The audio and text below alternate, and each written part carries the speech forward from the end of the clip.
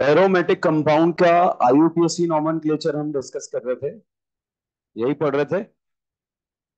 Okay. अच्छा, न फरहान वाला ऑर्डर पता है? सुनाओ। न फरहान, न ऋतिक, न हीरालाल, न Om Puri. Cyanide acid, father collector, बेटा इंस्पेक्टर। और दारू, अल्काइन अमाइन बेंजीन। अच्छा, अगर आपसे पूछा जाए ZnHDHCl क्या है? मेंशन मेंशन की मेंशन। एल्डिहाइड कीटोन को अल्केन। NH2 को एवज क्या है? ऊ।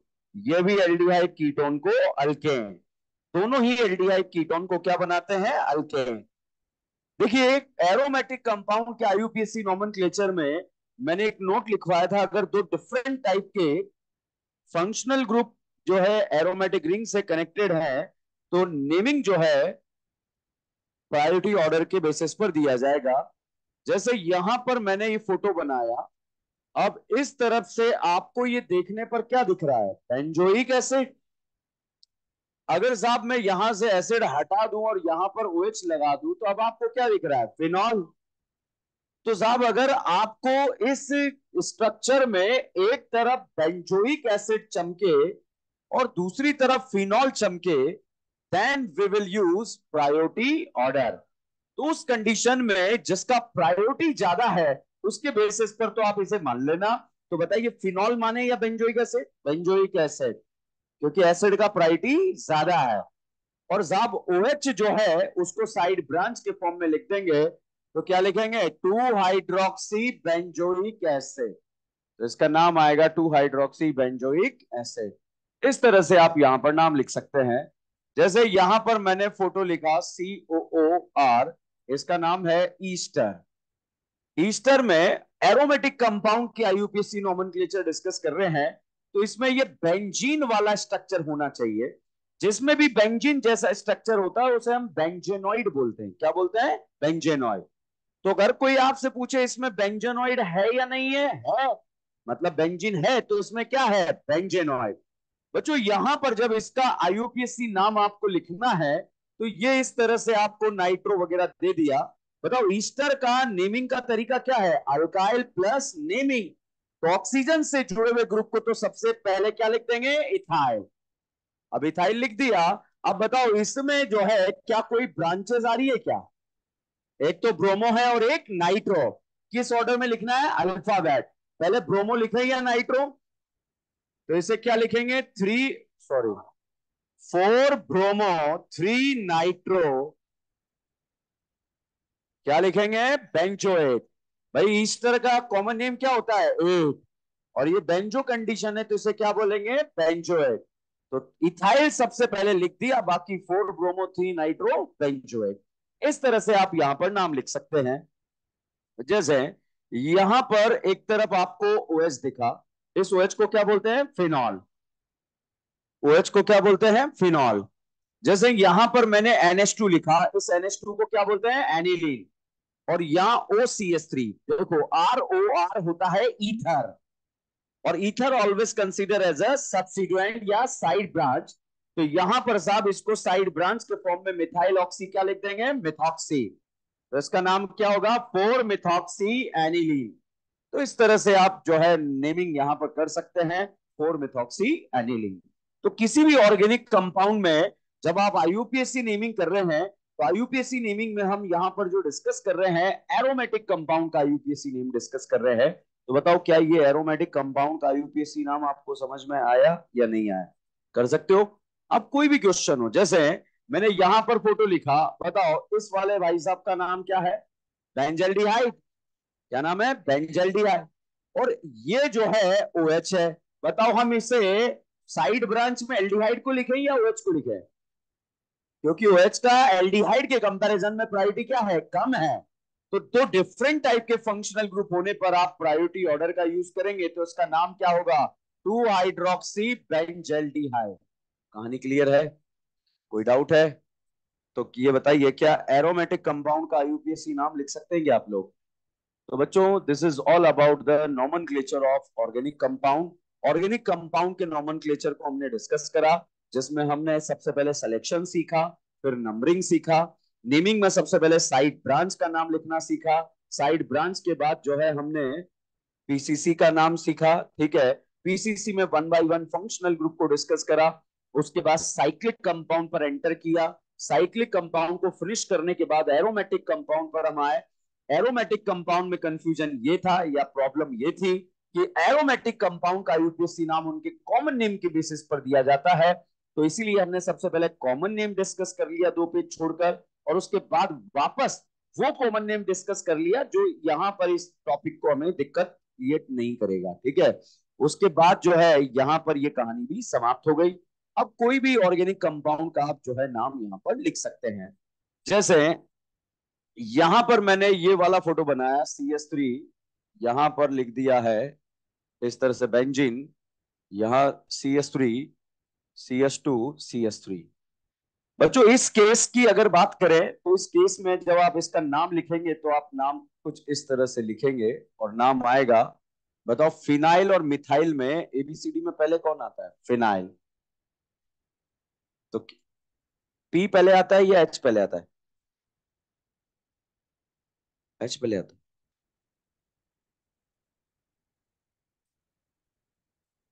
फ्राइडे को भी एच पहले आता है। रोज आता है। ओके, तो बताओ क्या नाम आएगा? 3 मिथाइल 2 फिनाइल पेंटेन। बेंजीन नहीं, पेंटेन। अब ये अगर बेंजीन यहां पर गिवन है, ये याद ही रखना है, ठीक है। कोई रूल एंड रेगुलेशन नहीं है। कहानी ये है कि जब बेंजीन में बाहर की तरफ 2 से ज्यादा कार्बन हो, बेंजीन में बाहर की तरफ कितनों से ज्यादा कार्बन हो? 2 से ज्यादा। तो साहब बाहर वाली चेन को पीसीसी मान लेंगे और इसको साइड ब्रांच के फॉर्म में क्या लिखेंगे? फिनाइल। क्या लिखेंगे? फिनाइल। ठीक है। तो इस तरह से याद ही रखना है, यूं समझ लीजिए, याद रखना है। नहीं समझ में आए? रटना है, रटना नहीं, रटना है, ठीक है। ये भी समझ में ना आए, रिमेम्बर। डाउट काउंटर पे छापो डाउट।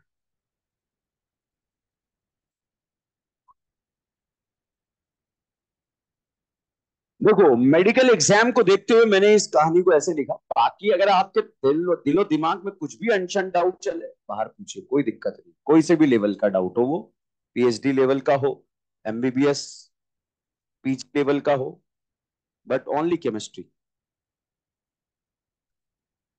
पता चले बाहर आ गया, बोले सर रिप्रोडक्शन के बारे में थोड़ा बताए। ठीक।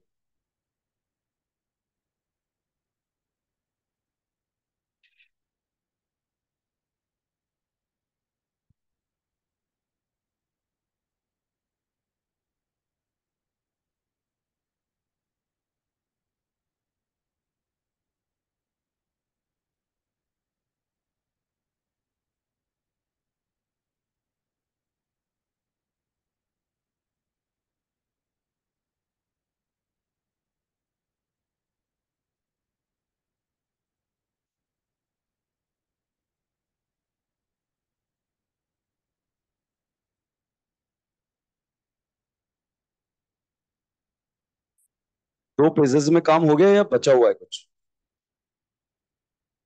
एक पेजेस है। रुको रुको, मुआवजा दे देंगे, अभी क्वेश्चन करा देंगे। एक मैंने टॉलवीन वाला क्वेश्चन करा दिया था क्या आपको, जेई एग्जाम के नाम से? ठीक है। ये हो गया है? हो गया ये? पहुंच गए क्या यहाँ पे? नहीं हुआ?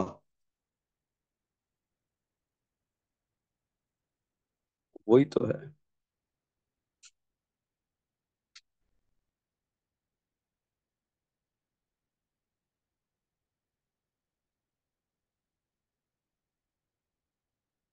मैं वही तो पूछ रहा हूँ कि ये हो गया है, तो बोल रहे नो सर। छाप लो छाप लो, ठीक है।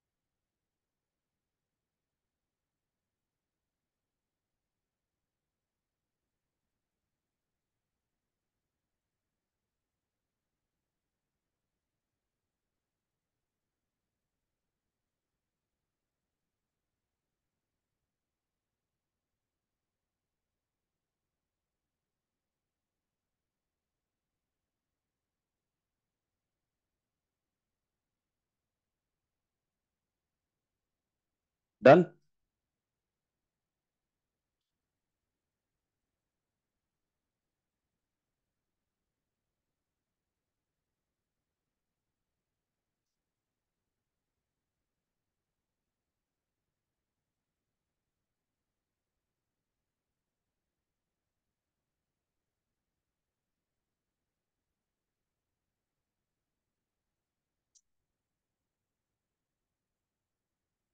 अभी गजनी टेस्ट है आप लोगों का।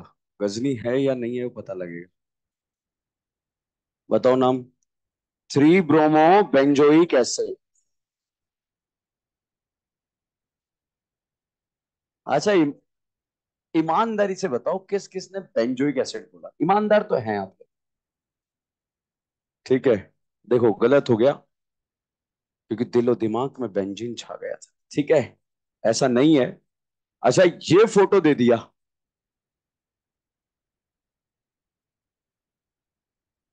1 2 3 4 5 6।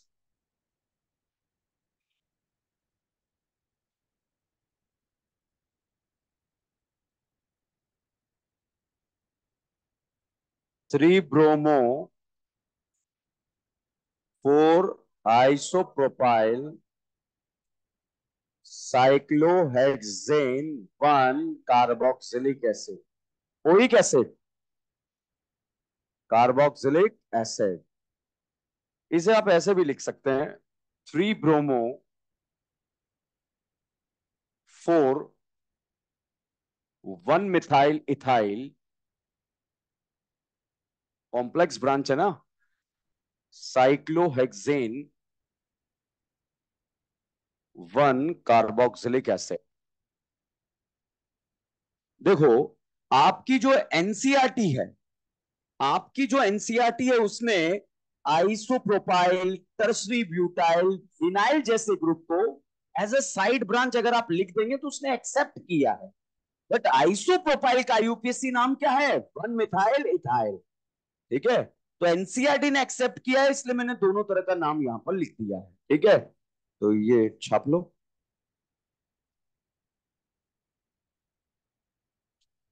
अभी बोला था बेंजीन के साथ बाहर वाली चेन में 2 से ज्यादा कार्बन आ जाएंगे, ये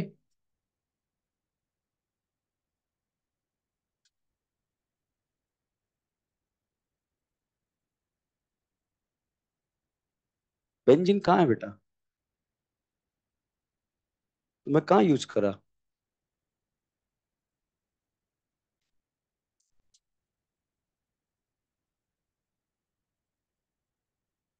अच्छा, आइसो नियो सेकेंडरी इनकी बात कर रहे हो क्या?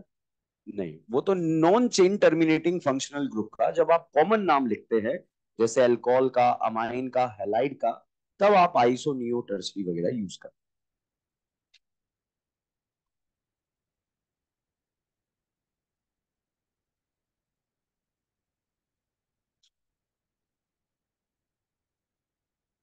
दोबारा बताऊं?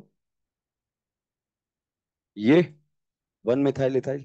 देखो, ये एक साइड ब्रांच है जो कि फ्री वैलेंसी से पता लगा। ठीक है।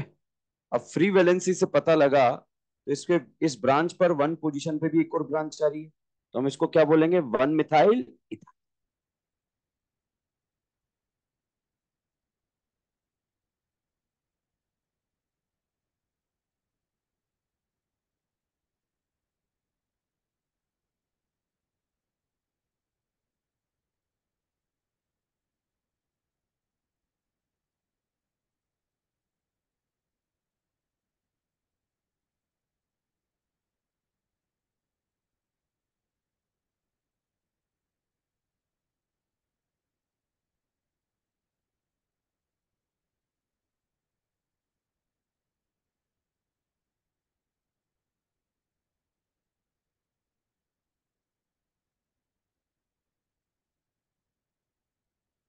डन।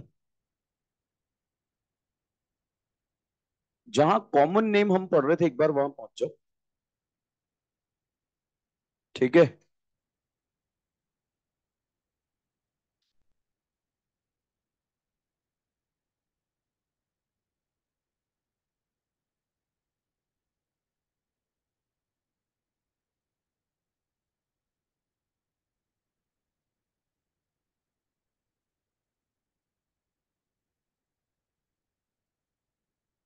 अब देखो, जब मैंने आपको कॉमन नेम पढ़ाया तो स्टार्ट करा तो पहले उस तरह से मैंने बता दिया जिस तरह से हमारा एरोमेटिक कंपाउंड का आईयूपीएसी नोमेनक्लेचर खत्म हो जाए। ठीक है बच्चों, जब हम कॉमन नेमिंग की बात करते हैं तो कॉमन नेमिंग को हम दो कैटेगरी में डिवाइड करते हैं।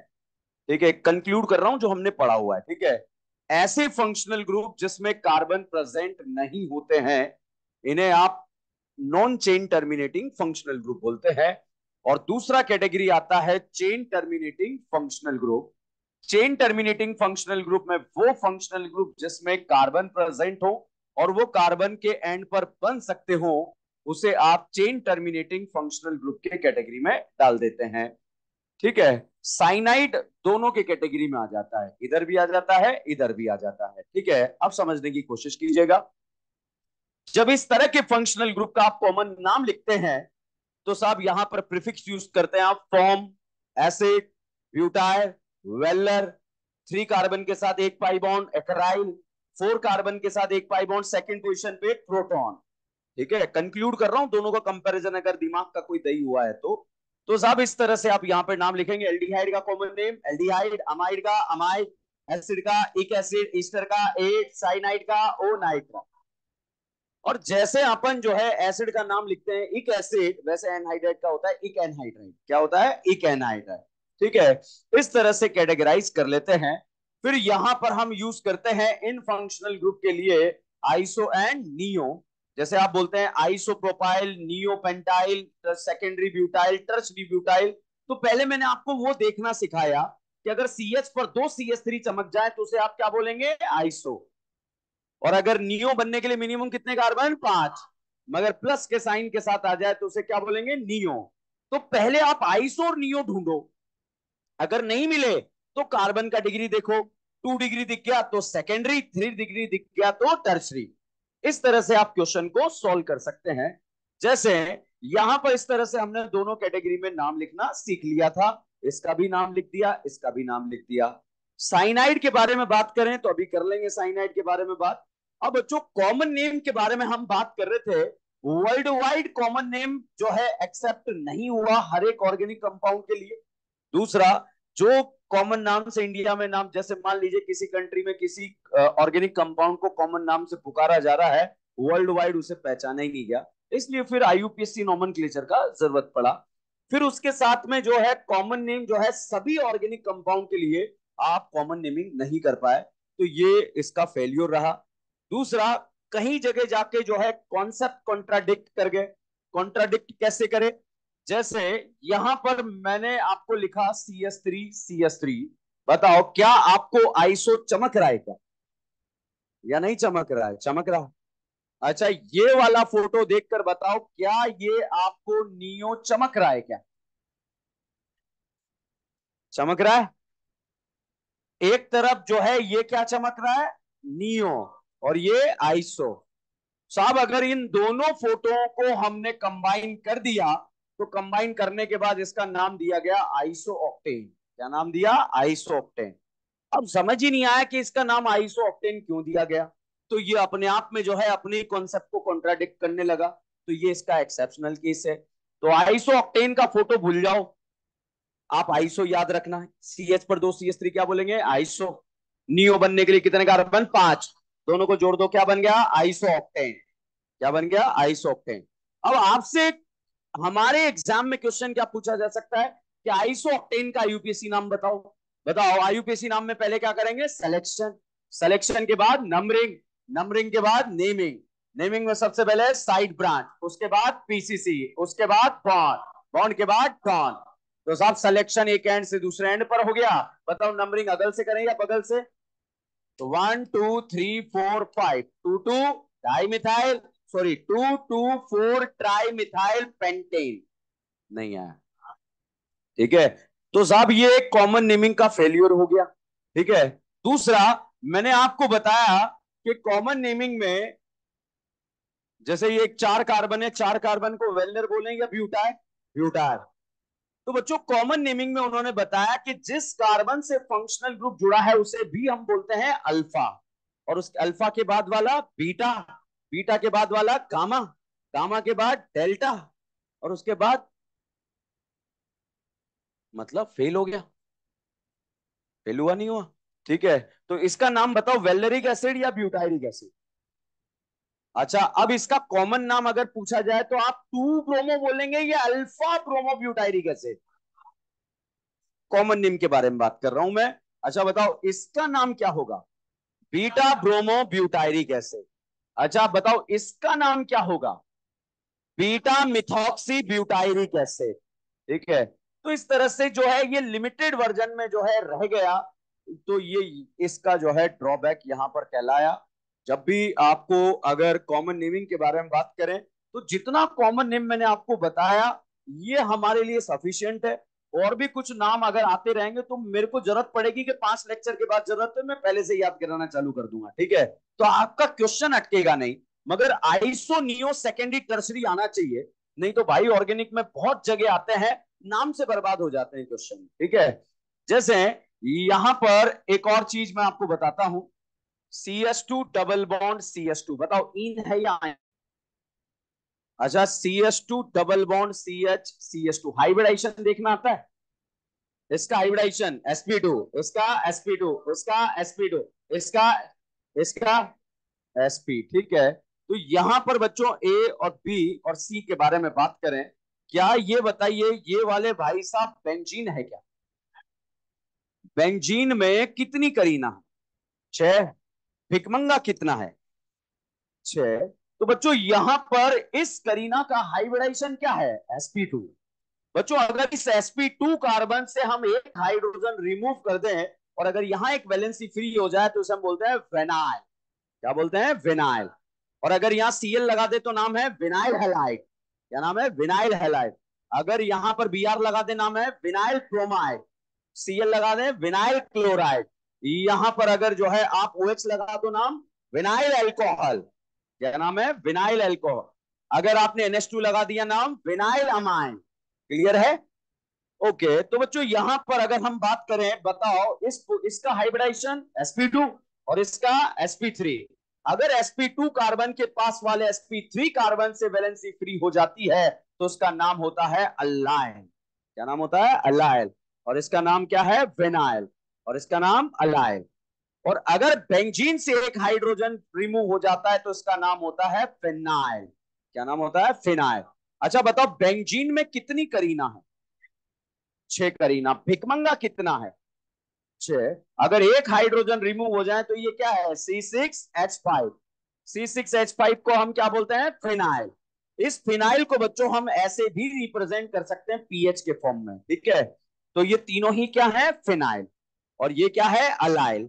ये क्या है, फिनाइल। और बहुत सारे इसको रटने लग जाएंगे, नहीं, sp2 कार्बन पर वैलेंसी फ्री हो जाए तो उसे क्या बोलेंगे, विनाइल। sp2 के पास वाला sp3 अलाइल, और बेंजीन के पास वाला sp3 बेंजाइल। पढ़ा था हमने बेंजाइल, ठीक है। अब आप ये बताइए, ये यहां पर फोटो मैंने बनाया, बताओ ये जो ये सीएल लगाया, बताओ ये विनाइल क्लोराइड है या अलाइल क्लोराइड? नहीं आया समझ में, चलिए। यहां पर बताओ क्या इस करीना का हाइब्रिडाइजेशन sp2 है? यहां से अगर एच हटाकर सीएल लगा दिया तो sp2 कार्बन से क्या हमने एच हटाकर सीएल लगाया क्या? तो ये कौन सा पोजीशन है? विनाइलिक। कौन सा है? विनाइलिक। अच्छा ये बताइए क्या इस करीना का हाइब्रिडाइजेशन sp2 है क्या? अगर sp2 के पास वाला sp3 से एच हटाकर सीएल लगा दिया, क्या ये अलाइल क्लोराइड है क्या? ये कौन सा पोजीशन है? अलाइलिक। ठीक है, अच्छा ये बताओ ये कौन सी पोजीशन है? विनाइलिक। अच्छा अब बताइए ये वाला कौन सा पोजीशन है? विनाइल। तो बताओ अलाइल विनाइल देखना आया?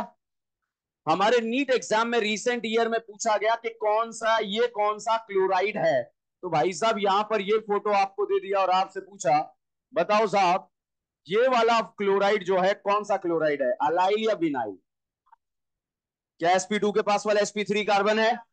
तो कौन सा क्लोराइड है? अलाइल। अगर बच्चों यहां पर आपसे पूछ लिया गया कौन सा अल्कोहल है? विनाइल। आ गया। तो भाई पोजीशन के बारे में हम यहां पर बात कर रहे हैं कि कौन सा पोजीशन कहां पर शो हो रहा है। तो बच्चों ये वो पोजीशन थे। हाइड्रोजन रिमूव कर दिया, हाइड्रोजन रिमूव कर दिया, हाइड्रोजन रिमूव कर दिया। तो बहुत सारे तो ये स्ट्रक्चर रट लेंगे ये विनाइल है, नहीं। sp2 पर अगर फ्री बॉन्ड आ जाए जिसको हम रेडिकल बोलते हैं तो उसे हम क्या बोलते हैं? विनाइल। sp2 के पास वाला sp3 अलाइल, और बेंजीन से एक एच हट जाए तो उसे क्या बोलते हैं? फिनाइल। फिनाइल को आप ऐसे भी लिख सकते हैं, ऐसे भी लिख सकते हैं और ऐसे भी लिख सकते हैं। कर लोगे? चलिए तो मुझे ऐसा लगता है कि आपको जो हमारे काम आने वाले कॉमन नेम है वो उसका दो कैटेगरी क्लियर है। आईसो देखना आता है, नियो देखना आता है, नहीं दिखे तो कार्बन का डिग्री देख लोगे। चलिए अब आप क्या करें, कॉमन नेम जो लास्ट चल रहा था वहां पर ये छाप लें।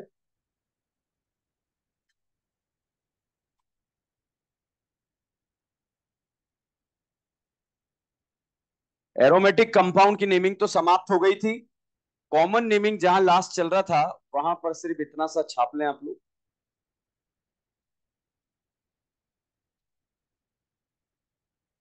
आइसो के बाद है शायद नियो, पेंटाइल अल्कोहल के बाद है।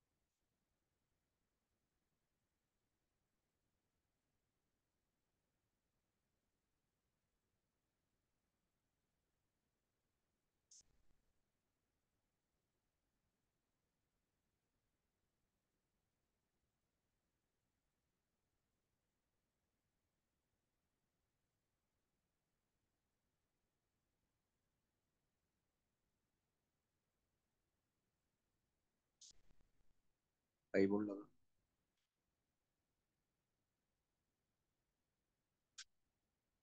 छाप लिया। ओके, एक बार मॉड्यूल को क्रॉस चेक कर लेते हैं, अगर कोई डाउट होता है तो आपका। Exercise number, module number 3, exercise number 3, module number 3, exercise number 3।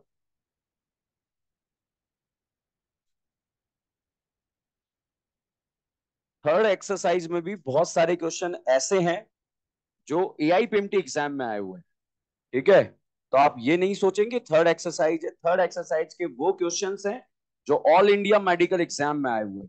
ठीक है, और एग्जाम का ट्रेंड बिल्कुल सिमिलर है। अभी मैं आपको बताऊंगा कि एग्जाम किस तरह से क्वेश्चन जो है पुट करता है। पहले बताओ, अगर आपसे एग्जाम में पूछा जाए ज्योमेट्री, किस कंपाउंड का ज्योमेट्री क्या होगा, तो कंपास यूज करोगे या डी यूज करोगे? हाइब्रिडाइजेशन। बहुत सारे सोचते हैं दिख ही नहीं रहा है क्या, कैसे देखें? क्या देखना है? हाइब्रिडाइजेशन। बताओ, sp3 हाइब्रिडाइजेशन पर ज्योमेट्री टेट्राहेड्रल, और sp2 पर ट्राइगोनल प्लेनर, और sp पर लीनियर।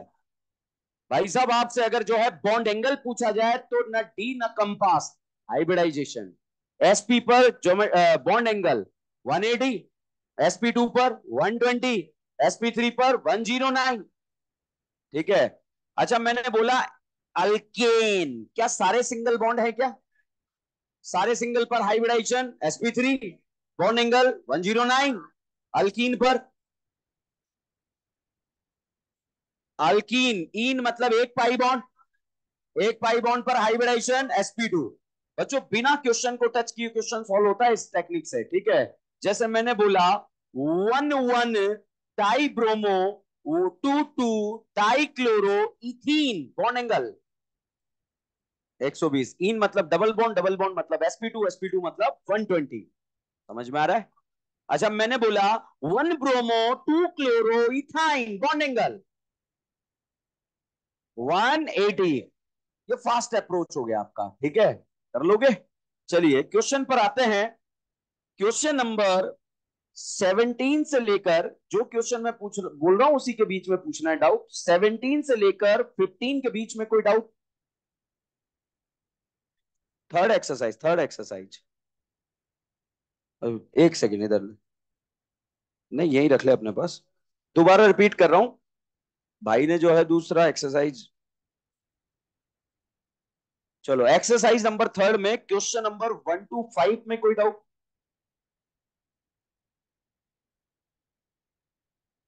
थर्ड वाला पूछा ओनली 2 डिग्री हाइड्रोजन एटम। देखो, ये क्वेश्चन उस पर आ जाएंगे। जब भी मैं कोई क्वेश्चन एक्सप्लेन कर रहा हूँ तो मेरा काम ये नहीं है कि वो क्वेश्चन बता के भाग जाना।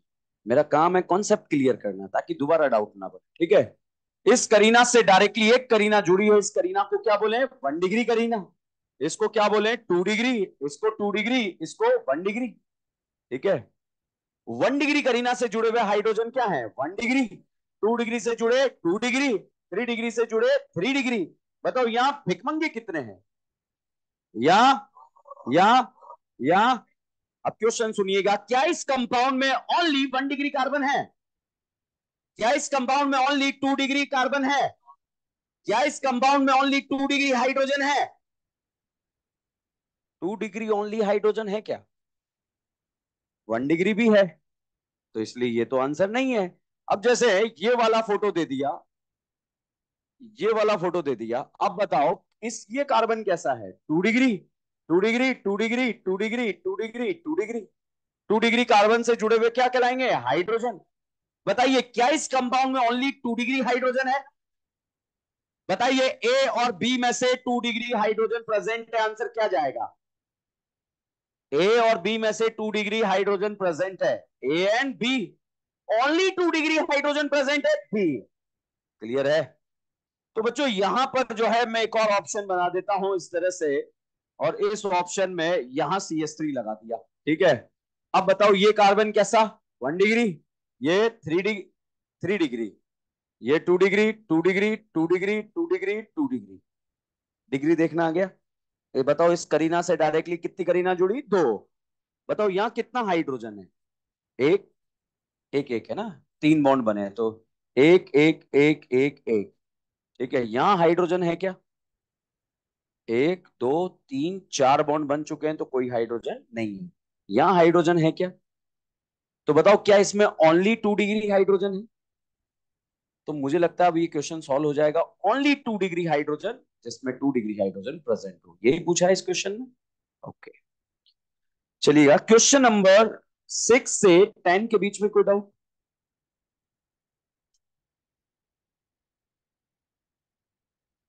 Question number second, yes.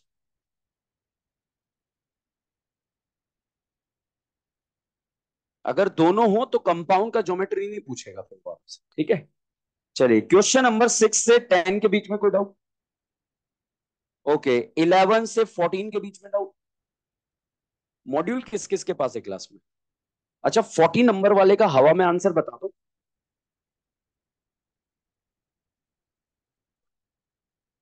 3,4 di hydroxy benzoic acid. Clear है? ओके, 14 तक कोई डाउट है? 11, देखो क्वेश्चन नंबर 11 जिसका भी डाउट है, ये डाउट नाम का डाउट है ही नहीं। ये तो फोटो समझ में ही नहीं आया कि फोटो एल्डिहाइड है, अमाइन है, कीटोन है, क्या है। फोटो में ऐसा क्वेश्चन मैंने क्लास में कराया था आपको, फिर से देखो वापस से ताकि दोबारा डाउट ना बने। बच्चों ये फोटो आपको दिया है COH और NH2। जब एक ही करीना पर दो टाइप के फंक्शनल ग्रुप दिखे, then we will use priority order. Priority order में हम इसे क्या मानेंगे? अमाइड। तो इसका नाम क्या है? Methane amide. क्लियर है? अब बच्चों इस अमाइड पर अगर यहां पर इस वाले लोकेशन पर एक मिथाइल जुड़ जाए तो इसका नाम क्या होगा? N methyl methanamide. अगर इस नाना पाटेगर पर दो मिथाइल जुड़ जाए तो नाम क्या होगा? N N dimethyl methanamide. और अगर इस नाना पाटेगर पर एक इथाइल जुड़ जाए तो इसका नाम क्या होगा? N ethyl methanamide. होगा नहीं होगा?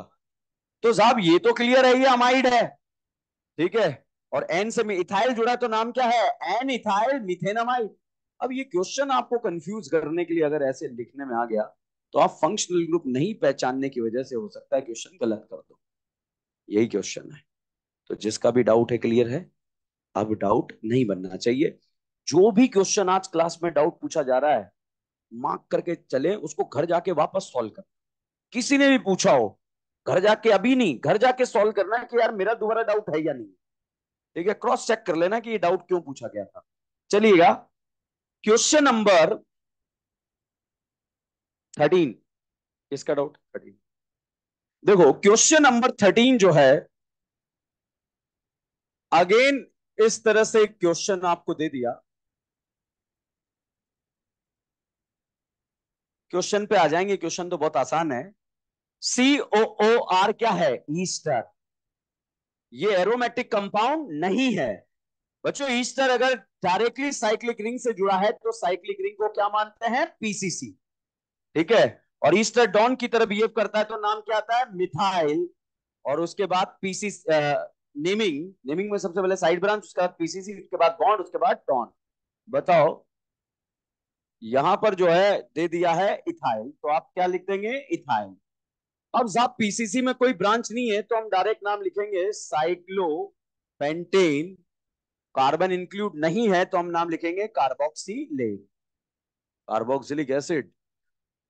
एग्जाम में जरूर लिख के आना बेटा, है ना, ताकि तुझे गिफ्ट मिलेगा -1। ठीक है, ओके।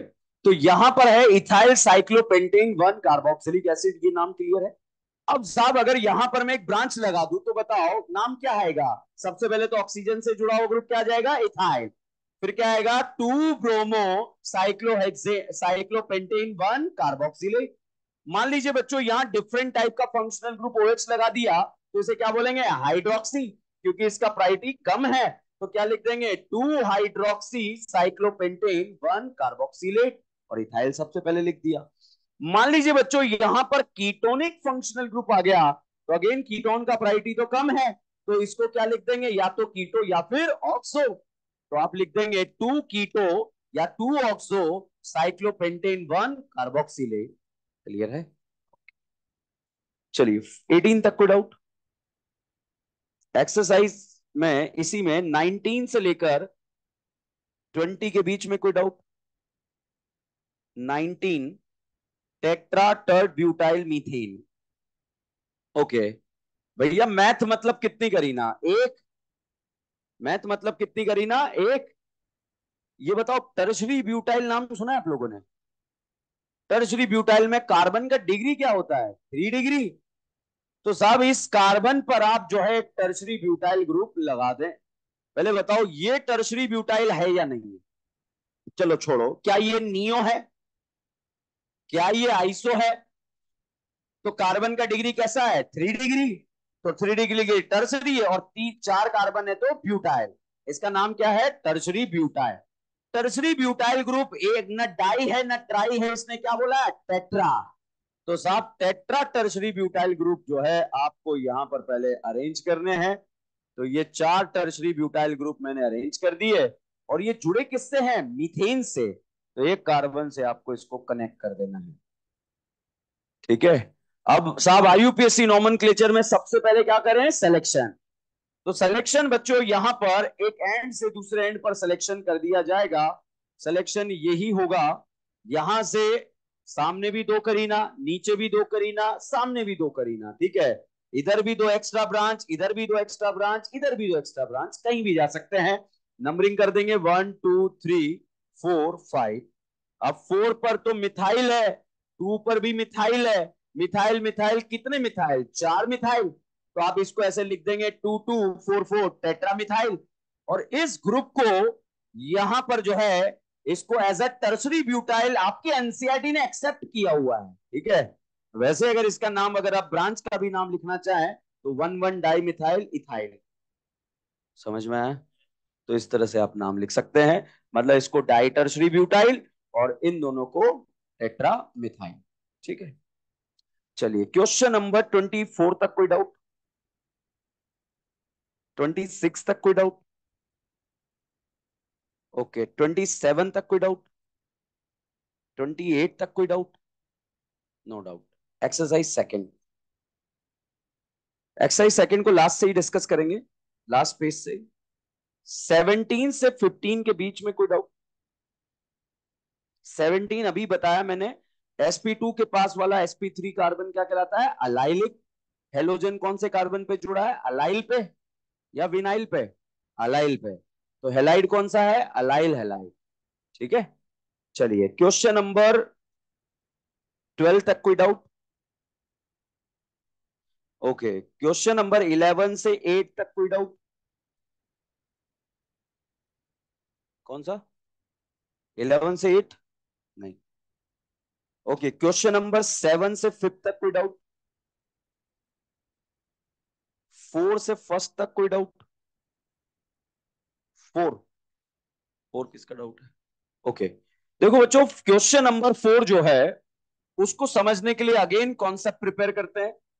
यहां पर ये कंपाउंड है, बताइए इस करीना का हाइब्रिडाइजेशन क्या है? sp3। यहां पर साहब ये कंपाउंड है, इसमें इस करीना का हाइब्रिडाइजेशन sp2। यहां ये कंपाउंड है, इस करीना का हाइब्रिडाइजेशन क्या है? sp।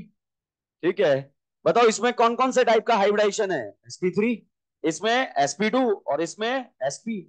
बच्चों अगर ये क्वेश्चन ये पूछा जाता, बताओ एबीसी में से लीनियर कौन है? ट्राइगोनल प्लेनर कौन है? टेट्राहाइड्रल कौन है?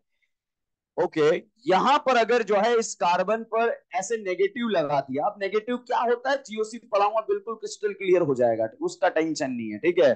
तो साहब ये बताओ इस करीना का हाइब्रिडाइजेशन क्या है? sp3। तो यहां पर भी हाइब्रिडाइजेशन क्या है? sp3। यहां पर जो है आपसे पूछा गया, बताओ इस करीना का हाइब्रिडाइजेशन क्या है और इसका क्या है? sp2। तो ऐसे ही यहां पर ये दे दिया जाए, बताओ इसका हाइब्रिडाइजेशन क्या होगा? sp। चलिए एक्सरसाइज नंबर सेकंड में कोई डाउट है?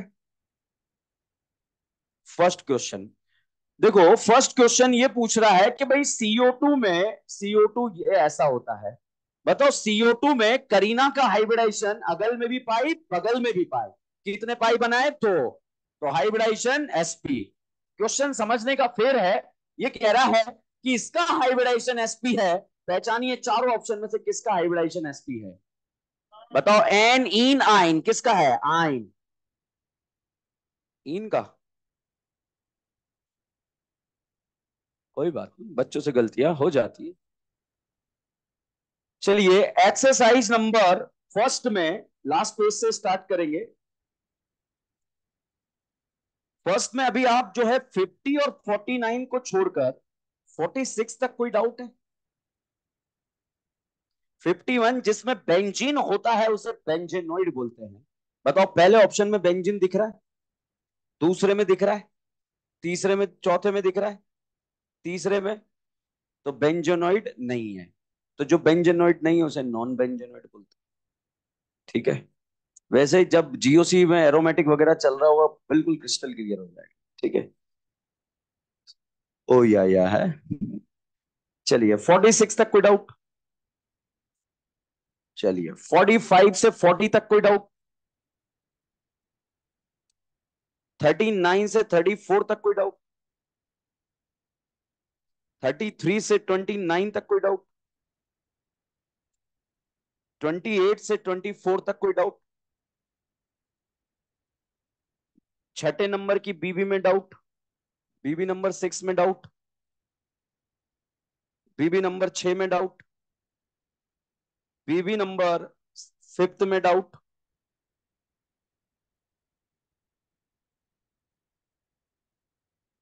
बीबी नंबर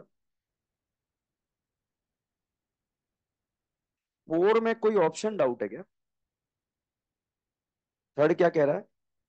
नियोपेंटाइल अल्कोहल का कौन सा नाम? डेराइव नाम? डेराइव पूछा है क्या? डेराइव बताना बाकी है, छोड़ दो। ठीक है। अच्छा, बीबी 3 में कोई डाउट है? 3 में सेकंड वाला कार्बन का डिग्री देखना बेटा। सेकेंडरी रेडिकल मतलब सेकेंडरी कार्बन से जुड़ा हुआ। तो थर्ड ऑप्शन जो है C6H5,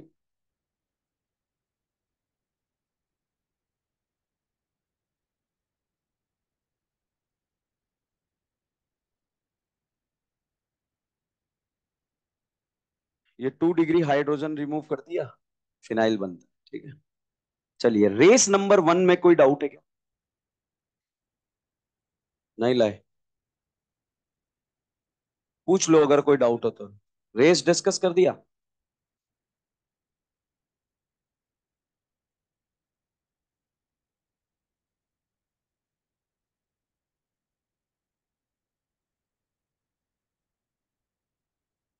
रेस नंबर 1 में 12 से लेकर 26 के बीच में कोई डाउट है? 12 से 26।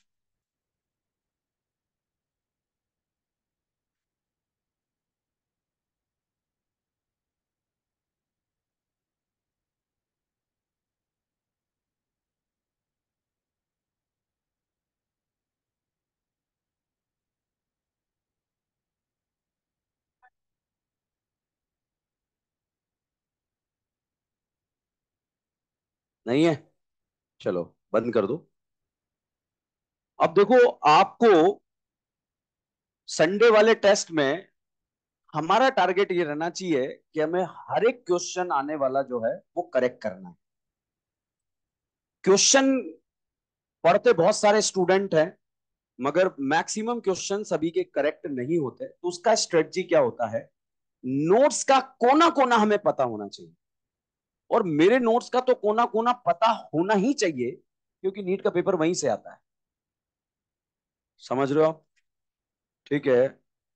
तो जब नीट का पेपर यहीं से आने वाला है, आप जानते हो लास्ट आते आते जो है हमारे पास बहुत सारी चीजें होती पढ़ने के लिए। ठीक है। हमने इतनी मेहनत करी, इतने चिल्लाए, इतना फेफड़ा यूज करा, और उसके बाद भी अगर एक दो क्वेश्चन गलत हो जाए तो फिर गलत बात हो जाएगी हमारे साथ। ठीक है। एक भी क्वेश्चन गलत ना हो, तो आप जो है सिलेक्शन को अच्छे से कवर कीजिए, नंबरिंग को अच्छे से कवर कीजिए। जैसे ये फंक्शनल ग्रुप है, ये चेन टर्मिनेटिंग फंक्शनल ग्रुप है, क्वेश्चन हो सकता है ऐसा आ जाए, हो सकता है क्वेश्चन जो है इस तरह से जो है आपसे पूछ लिया जाए, हो सकता है क्वेश्चन जो है इस फॉर्मेट में आ जाए। जो वैरायटी जो बन सकती है उसके बारे में हम बात कर रहे हैं। ठीक है, एक जनरल एग्जाम्पल के बारे में बात कर रहा हूं।